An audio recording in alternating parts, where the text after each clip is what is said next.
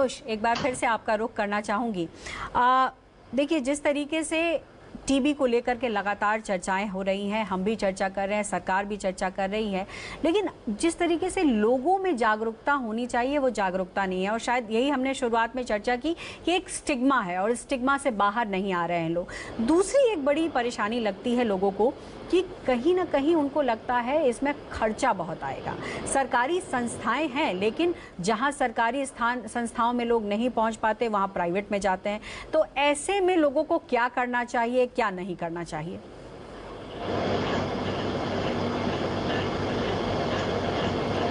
Doctor साहब आपकी आवाज हम तक नहीं पहुंच पा रही है, शायद आपकी आवाज अनम्यूट है। हाँ, अब मेरी आवाज मिल रही है आपको? जी बिल्कुल, जी बताएं। जी, देखिए, टीबी के साथ जो बाकी दूसरे इन्फेक्टिव इलनेस है उसके साथ जो 2-3 मोटी-मोटी बड़ी बातें हैं जो कि इसे बाकी इन्फेक्टिव इलनेस से दूर करता है। नंबर 1 ये कि इसमें जो टोटल ड्यूरेशन ऑफ जो सिम्पटम है, वो जो ट्रीटमेंट है वो लंबा होता है। कम से कम 6 महीने तक इसका इलाज करना पड़ता है। इसलिए जब कभी भी ये होता है तो लोग पहले इसे डिनायल मोड में चले जाते हैं कि नहीं, ये टीबी कैसे हो सकता है। और कहीं ना कहीं पुराने समय में लगभग अगर 50-60 साल पहले की अगर बात करें तो टीबी होने के बाद इसके लिए बहुत सारी इफेक्टिव दवाइयां मौजूद नहीं थी। इसलिए लोग जो है एक बार टीबी होने के बाद ये इसको एक ठीक न होने वाली बीमारी के रूप में देखते थे। और चूंकि ये सांस के द्वारा एक व्यक्ति से दूसरे व्यक्ति तक फैलता था तो लोग ऐसे लोगों को एक तरह से कॉर्डन ऑफ कर लेते थे। तो इसी वजह से लोगों में एक समाज के अंदर में जो लोगों के बीच में जो एक तरह से जो है वो स्टिग्मा का, एक भय का माहौल आ गया था। तो इसके लिए ये जरूरी है कि लोगों को आपस में सबसे पहले इस बात को समझें।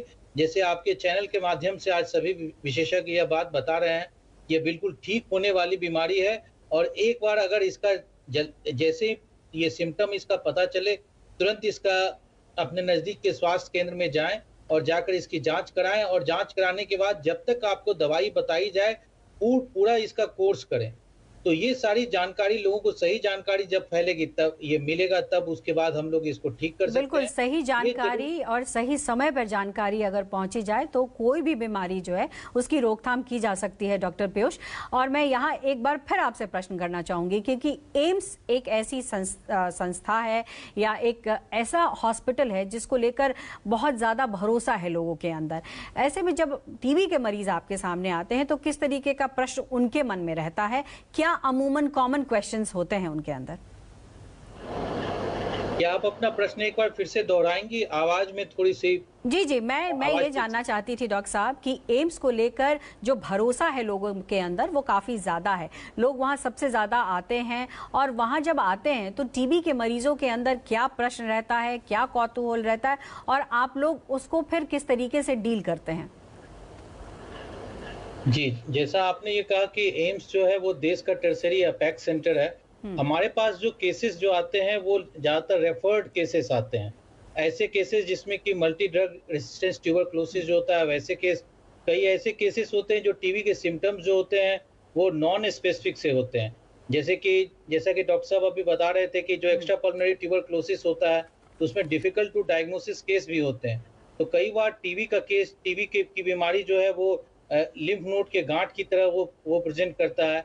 कई बार ऐसा होता है कि एक बार जो टीबी हो गया उसके इलाज के बाद फिर से टीबी फिर से अगर हो जाए तो ऐसे केस में जो हमारे पास ज़्यादा देखने को मिलते हैं।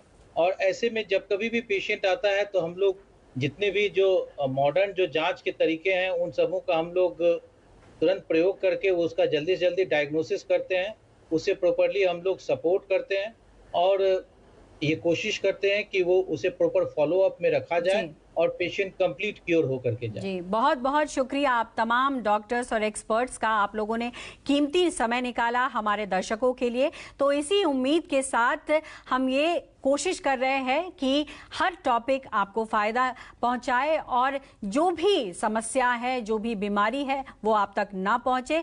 खास करके तपेदिक यानी टीबी के मरीज को लेकर सरकार कई योजनाओं पर काम कर रही है, लेकिन इस बीमारी पर लगाम लगाना है तो आपको सामने आना होगा। सही समय पर इलाज कराना होगा, तभी भारत टीबी मुक्त हो पाएगा। इसी सोच के साथ नए टॉपिक के साथ मिलते हैं अगले रविवार, वक्त दोपहर 3 बजे। स्वस्थ रहिए, सुरक्षित रहिए और देखते रहिए News 24।